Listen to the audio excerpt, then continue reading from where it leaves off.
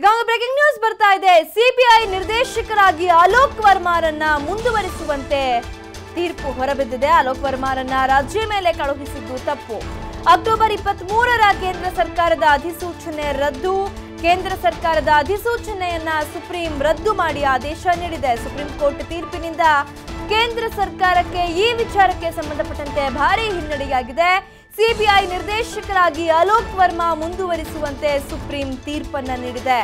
ಈ ವಿಚಾರಕ್ಕೆ ಸಂಬಂಧಪಟ್ಟಂತೆ ಕೇಂದ್ರ ಸರ್ಕಾರಕ್ಕೆ ಭಾರಿ ಹಿನ್ನಡೆಯಾಗಿದೆ. ಸಿಬಿಐ ನಿರ್ದೇಶಕರಾಗಿ ಅಲೋಕ್ ವರ್ಮಾರನ್ನ ಮುಂದುವರಿಸುವಂತೆ ತೀರ್ಪನ್ನು ನೀಡಿದೆ. ಅಲೋಕ್ ವರ್ಮಾರನ್ನ ದೀರ್ಘ ರಜೆ ಮೇಲೆ ಕೇಂದ್ರ ಸರ್ಕಾರ ಕಳುಹಿಸಿತ್ತು. ಈ ನಡೆ ತಪ್ಪು ಅನ್ನುವಂಥ ಅಭಿಪ್ರಾಯವನ್ನ ಸುಪ್ರೀಂ ಹೇಳಿದೆ. ಅಕ್ಟೋಬರ್ 23ರ ಕೇಂದ್ರ ಸರ್ಕಾರದ ಅಧಿಸೂಚನೆಯನ್ನ ರದ್ದು ಮಾಡಿ ಆದೇಶವನ್ನ ನೀಡಿದೆ. ಕೇಂದ್ರ ಸರ್ಕಾರದ ಅಧಿಸೂಚನೆಯನ್ನ ಸುಪ್ರೀಂ ಕೋರ್ಟ್ ರದ್ದು ಮಾಡಿದೆ. ಸುಪ್ರೀಂ ಕೋರ್ಟ್ ತೀರ್ಪಿನಿಂದ ಕೇಂದ್ರ ಸರ್ಕಾರಕ್ಕೆ ಭಾರಿ ಹಿನ್ನಡೆಯಾಗಿದೆ. ಸಿಬಿಐ ನಿರ್ದೇಶಕರಾಗಿ ಅಲೋಕ್ ವರ್ಮಾ ಮುಂದುವರಿಸುವಂತೆ ತೀರ್ಪು ನೀಡಿದೆ. Today's verdict is a victory for institutional integrity. Each institution that is independent according to the constitution and the law in this country has been defended. If the court had insulated the CBI against and the CBI director against interference, trying to subvert that decision of the Supreme Court in the Vineet Narayan's case by sending the CBI director on leave was simply not on. The Supreme Court today has reiterated the importance and the independence of the CBI director's office. I do not see it solely as a victory for Mr. Alok Verma, who will be reinstated, but I see it as a victory for the independence of investigative agencies in this country. Whether they are reiterating the 2-year minimum assurance period in this judgment also? The 2-year minimum period was first set down by the Supreme Court in the Vineet Narayan judgment. Thereafter, it was brought in by Parliament by statute.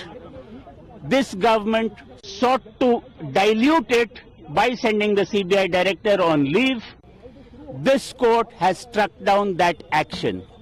I see it once again as a victory not for Mr. Verma alone, but for independent functioning of institutions in this country. Mr. Verma has not got much time left, so do you see this period which is lost, the service period which he lost as direct functioning in the CBI? Do you would you seek, he be given more time with the CBI? Is that a possibility?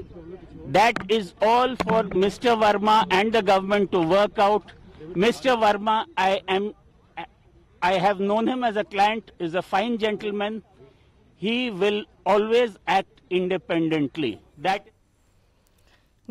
ದೇಶದ ಅತ್ಯುನ್ನತ ತನಿಖಾ ಸಂಸ್ಥೆಯೆಂದೇ ಕರೆಯಲ್ಪಡುವಂತಹ CBI ನಿರ್ದೇಶಕ ಅಲೋಕ್ ವರ್ಮಾ ಅವರನ್ನ ಕಡ್ಡಾಯ ರಜೆ ಮೇಲೆ ಕಳುಹಿಸಿದ ಪ್ರಕರಣಕ್ಕೆ ಸಂಬಂಧಪಟ್ಟಂತ ತೀರ್ಪು ಹೊರಬಿದ್ದಿದೆ. ಈ ಹಿಂದೆ ಸಿಬಿಐ ನಿರ್ದೇಶಕ ಅಲೋಕ್ ವರ್ಮಾ ಅವರನ್ನ ಕಡ್ಡಾಯ ರಜೆ ಮೇಲೆ ಕಳುಹಿಸಿದ ಕೇಂದ್ರದ ಕ್ರಮವನ್ನ ಪ್ರಶ್ನಿಸಿ ವರ್ಮಾ ಸುಪ್ರೀಂ ಕೋರ್ಟ್ ಮೆಟ್ಟಿಲೇರಿದ್ರು. ಆ ವಿಚಾರಣೆಯನ್ನು ಪೂರ್ಣಗೊಳಿಸಿ ಇವತ್ತು ಮಹತ್ವದ ಆದೇಶ ಹೊರಬಿದ್ದಿದೆ ಮತ್ತು ಅಲೋಕ್ ವರ್ಮಾರನ್ನ ಕಡ್ಡಾಯ ರಜೆ ಮೇಲೆ ಕಳಿಸಿದ್ದಂಥ ಕೇಂದ್ರದ ನಿರ್ಧಾರ ತಪ್ಪು ಅನ್ನುವಂಥ ಅಭಿಪ್ರಾಯವನ್ನು ಕೂಡ ಸುಪ್ರೀಂ ವ್ಯಕ್ತಪಡಿಸಿರುವಂಥದ್ದು. ಈ ವಿಚಾರಕ್ಕೆ ಸಂಬಂಧಪಟ್ಟಂತೆ ಕೇಂದ್ರ ಸರ್ಕಾರಕ್ಕೆ ಭಾರಿ ಮುಖಭಂಗವಾಗಿದೆ. ಇನ್ನು ನೇಮಕ ಮಾಡುವ ಅಧಿಕಾರ ಇರುವವರಿಗೆ ವಜಾ ಮಾಡುವ ಅಥವಾ ಕಿತ್ತು ಹಾಕುವ ಅಧಿಕಾರವೂ ಇರುತ್ತೆ. ಅಲೋಕ್ ವರ್ಮಾ ವಿರುದ್ಧ ಏನೇ ಮಾಡಬೇಕು ಅಂದಿದ್ರೂ ಕೂಡ ಆಯ್ಕೆ ಸಮಿತಿ ಮುಂದೆ ಹೋಗಬೇಕಿತ್ತು. ಆದರೆ ನೇರವಾಗಿ ಕೇಂದ್ರ ಸರ್ಕಾರವೇ ಏಕಪಕ್ಷೀಯ ನಿರ್ಣಯ ತೆಗೆದುಕೊಂಡಿದೆ ಅನ್ನುವಂಥ ಒಂದು ವಾದವನ್ನು ಕೂಡ ಹಿರಿಯ ವಕೀಲ ಕಪಿಲ್ ಸಿಬಾಲ್ ಸುಪ್ರೀಂ ಕೋರ್ಟ್ನಲ್ಲಿ ಮಂಡಿಸಿದರು. ಈ ವೇಳೆ ಸ್ಪಷ್ಟನೆ ನೀಡುವಂತೆ ಕೇಂದ್ರಕ್ಕೆ ಕೂಡ ಸುಪ್ರೀಂ ಕೋರ್ಟ್ ನಿರ್ದೇಶಿಸಿತ್ತು. ಬಳಿಕ ಇಷ್ಟೆಲ್ಲ ವಿಚಾರಣೆಗಳ ನಂತರ ಇದೀಗ ಅಲೋಕ್ ವರ್ಮಾರನ್ನ ಕಡ್ಡಾಯ ರಜೆ ಮೇಲೆ ಕಳುಹಿಸಿದಂಥ ಕೇಂದ್ರ ಸರ್ಕಾರದ ನಿರ್ಧಾರ ತಪ್ಪು ಅನ್ನುವಂಥ ಅಭಿಪ್ರಾಯವನ್ನು ಸುಪ್ರೀಂ ಕೋರ್ಟ್ ವ್ಯಕ್ತಪಡಿಸಿದೆ.